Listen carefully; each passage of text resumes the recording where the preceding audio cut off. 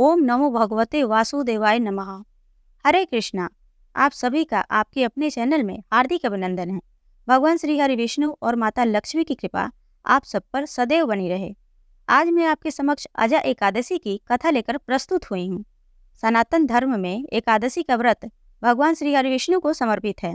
हिंदू शास्त्रों में इस तिथि और व्रत का खास महत्व बताया गया है। प्रत्येक माह के दोनों पक्षों की एकादशी तिथि को भगवान श्री हरि विष्णु के निमित्त व्रत रखा जाता है। सभी एकादशी का महत्व अलग होता है।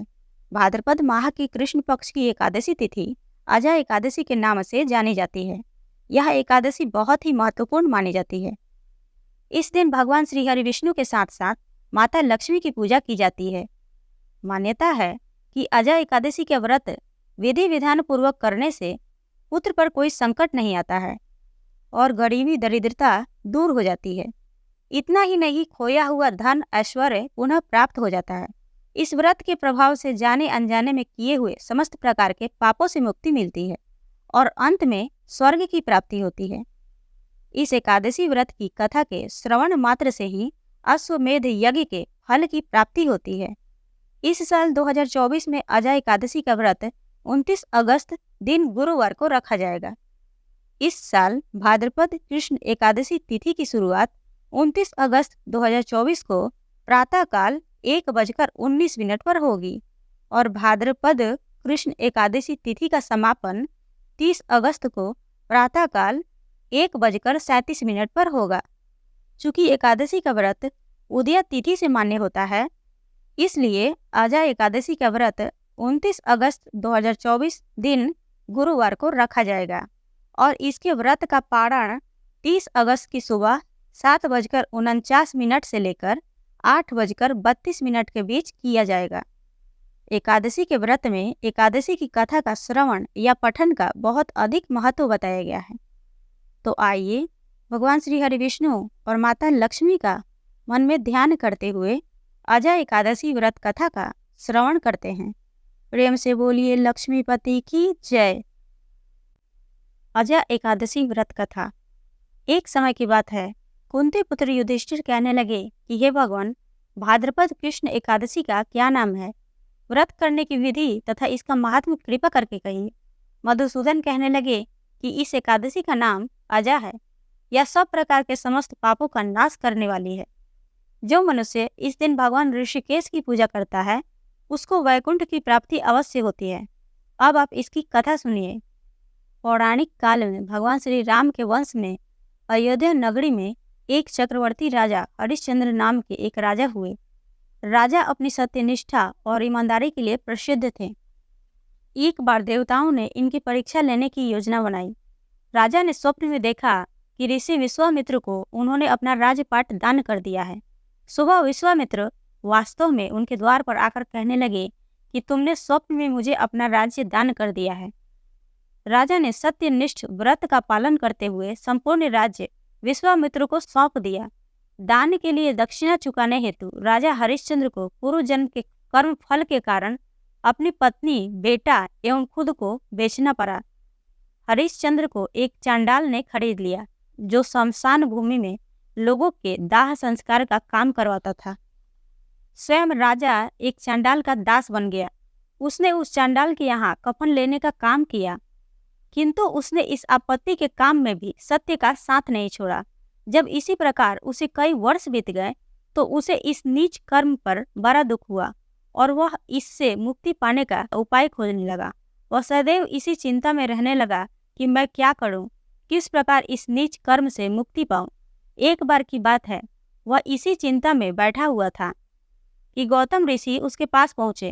हरिश्चंद्र ने उन्हें प्रणाम किया और अपनी दुख भरी कथा सुनाने लगे।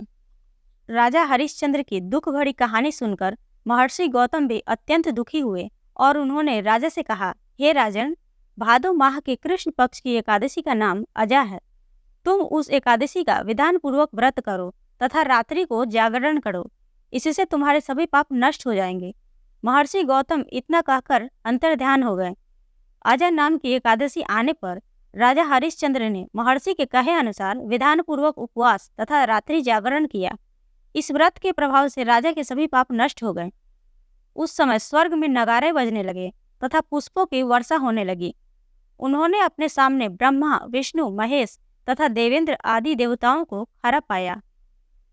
राजा अपने मृतक पुत्र को जीवित तथा अपनी पत्नी को राजसी वस्त्र तथा आभूषणों से परिपूर्ण देखा। व्रत के प्रभाव से राजा को पुनः अपने राज्य की प्राप्ति हुई। वास्तव में एक ऋषि ने राजा की परीक्षा लेने के लिए यह सब कौतुक किया था, परंतु अजय एकादशी व्रत के प्रभाव से ऋषि द्वारा रची गई सारी माया समाप्त हो गई और अंत समय में हरिश्चंद्र अपने परिवार सहित स्वर्ग लोक को गया। हे राजन, यह सब अजय एकादशी के व्रत का प्रभाव था।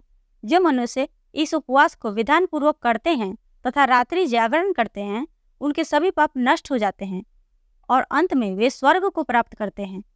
इस एकादशी व्रत की कथा के श्रवण मात्र से ही अश्वमेध यज्ञ के फल की प्राप्ति हो जाती है। इस प्रकार अजय एकादशी व्रत की कथा पूर्ण हुई। प्रेम से बोलिए भगवान श्री हरि विष्णु की जय, माता लक्ष्मी की जय। और अब आप सुनेंगे एकादशी माता की कथा। एकादशी का व्रत एकादशी माता की कथा सुने बिना अधूरा माना जाता है, इसलिए पूरे श्रद्धा भाव के साथ एकादशी माता की कथा भी जरूर सुननी चाहिए। एकादशी माता की कथा के अनुसार मूर नाम का एक दैत्य था। रावण और कंस की तरह वह भी बड़ा आतंक मचाता था। स्वर्ग में देवों सहित सभी को पीड़ा देता था। सब लोग उससे रक्षा मांगकर श्रीमन नारायण के शरण में गए। भगवान ने कहा, मैं उसे संभालता हूँ, चिंता मत करो।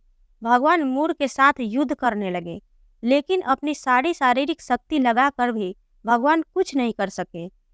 भगवान को युद्ध के मैदान से पलायन करना पड़ा। वे हिमालय की एक गुफा में छिप गए। मूर भी उनका पीछा करते हुए वहां पहुंच गया। भगवान ने ध्यान करना शुरू किया और उनके मन से एक शक्ति उत्पन्न की, उनकी मानसिक शक्ति। इस शक्ति ने बाहर आकर मूर को अपनी तलवार से मार डाला। हम जानते हैं कि शरीर में 10 इंद्रियां हैं, 5 ज्ञानेंद्रिय और 5 कर्मेंद्रिय। 11वीं इंद्रिया है मन। संस्कृत में एकादशी का अर्थ है 11। चूंकि यह देवी उनके मन भगवान की 11वीं इंद्रियों से निकली थी, इसलिए भगवान ने उन्हें एकादशी के नाम से पुकारा। एकादशी माता की उत्पत्ति का दिन उनके नाम से ही जाना जाने लगा। माता एकादशी के अंतिम चरण के दौरान उत्पन्न हुई थी, इसलिए इसे जयंती कहते हैं। और उन्होंने द्वादशी के पहले चरण के दौरान दैत्य को मार डाला था, इसे स्मरणती कहते हैं। और अब जानते हैं कि एकादशी के दिन भोजन क्यों नहीं करना चाहिए। भगवान ने घोषणा की कि एकादशी के दौरान देवी के इस महान कार्य के कारण पूरे जगत में कोई भी पाप नहीं रहेगा।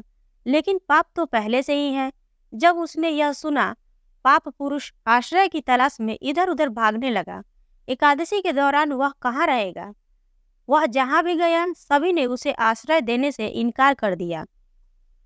अंत में अन्न यानी भोजन ने एकादशी के दौरान उसे आश्रय देने के लिए सहमत हुआ। तो एकादशी के दौरान सभी पाप भोजन में आश्रय लेते हैं।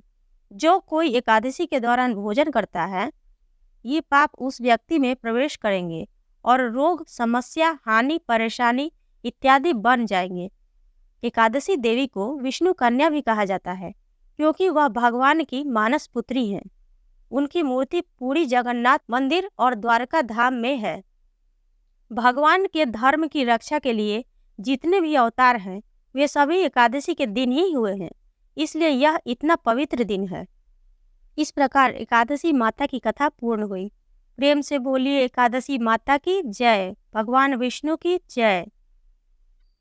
और आइए अब सुनते हैं राजा धर्मकीर्ति की कथा। मालव मुनि का भद्रशील नाम का एक पुत्र था। भद्रशील ने छोटी उम्र से ही एकादशी व्रत का पालन करना शुरू कर दिया। मुनि ने उन्हें ऐसा करने के लिए कभी नहीं कहा था। एक बार मुनि ने भद्रशील से पूछा कि उन्हें इस व्रत को करने किसने कहा है। भद्रशील ने कहा कि मैं कई जन्मों से एकादशी का व्रत करता आ रहा हूँ। आमतौर पर किसी को भी पिछला जन्म याद नहीं रहता। जब तक आप माँ के गर्भ में होते हैं, तब तक आपको अपने पिछले जन्मों की याद रहेगी, लेकिन जन्म से ठीक पहले यह स्मृति मिट जाती है। लेकिन भद्रशील को अपने पिछले जन्म की याद उस समय भी थी। यह एकादशी व्रत की शक्ति थी जिसका वे पालन करते थे। वे एक पूर्व जन्म में धर्मकीर्ति नामक राजा थे। धर्मकीर्ति बहुत क्रूर था, उसे कोई पसंद नहीं करता था। ऐसा कोई पाप नहीं था जो उसने नहीं किया हो। एक बार वह अपने सैनिकों के साथ शिकार पर गया। उसने एक हिरण को देखा और अपने सैनिकों को उस हिरण को चारों ओर से घेरने के लिए कहा। राजा ने कहा कि जो भी हिरण को भागने देगा उसका पूरा परिवार मार डाला जाएगा। हिरण ने यह सुना और सोचा, बेचारे सैनिक, मैं उनमें से किसी को कुछ भी होने नहीं दूंगा। हिरण राजा के पास से निकल भागा। राजा ने हिरण का पीछा किया। सूर्यास्त होते राजा एक घने जंगल के अंदर फंस गया। हिरण कहीं दिखाई नहीं दे रहा था। राजा ने एक पेड़ के नीचे रात बिताई। उसने दिन भर में कुछ भी नहीं खाया था। उसे चारों ओर खतरनाक जानवरों के गुर्राने की आवाज सुनाई दे रही थी। वह रात भर सो नहीं सका। राजा ने डर से श्री हरि परमात्मा से प्रार्थना करना शुरू कर दिया। फिर सुबह होते ही उसकी मृत्यु हो गई। यमदूत आए और उसे यमराज के पास ले गए। यमराज ने पूछा, तुम लोग इन्हें यहाँ क्यों लाए हो? इनका स्थान वैकुंठ में भगवान महाविष्णु के बगल में है। लेकिन राजन, यह तो महापापी है। नहीं, वह सब चला गया। ये अब पवित्र है। जिस दिन उनकी मृत्यु हुई वह एकादशी का दिन था। उन्होंने दिन भर उपवास किया और रात में जागते हुए श्री हरि का स्मरण किया। उनके सारे पाप दूर हो गए, वे पवित्र हो गए। यमराज ने स्वयं एक स्वर्ण रथ बुलाया और राजा को वैकुंठ भेज दिया। जब लोगों को इस बारे में पृथ्वी पर पता चला तो वे सभी एकादशी का पालन करने के लिए और अधिक उत्साहित हो गए। इस प्रकार एकादशी की कथा पूर्ण हुई। प्रेम से बोलिए भगवान श्री हरि विष्णु की जय, माता लक्ष्मी की जय, एकादशी माता की जय, सर्व देवी देवता की जय। अगर आप सबको यह वीडियो पसंद आई हो तो वीडियो को लाइक करें, शेयर करें, चैनल को सब्सक्राइब जरूर करें, साथ ही बेल आइकन घंटी को दबाएं, जिससे मेरी अगली आने वाली वीडियो का नोटिफिकेशन आपको समय से प्राप्त हो। और कमेंट बॉक्स में हरे कृष्णा अवश्य लिखें। मिलते हैं अगले वीडियो में, तब तक के लिए जय श्री राधे।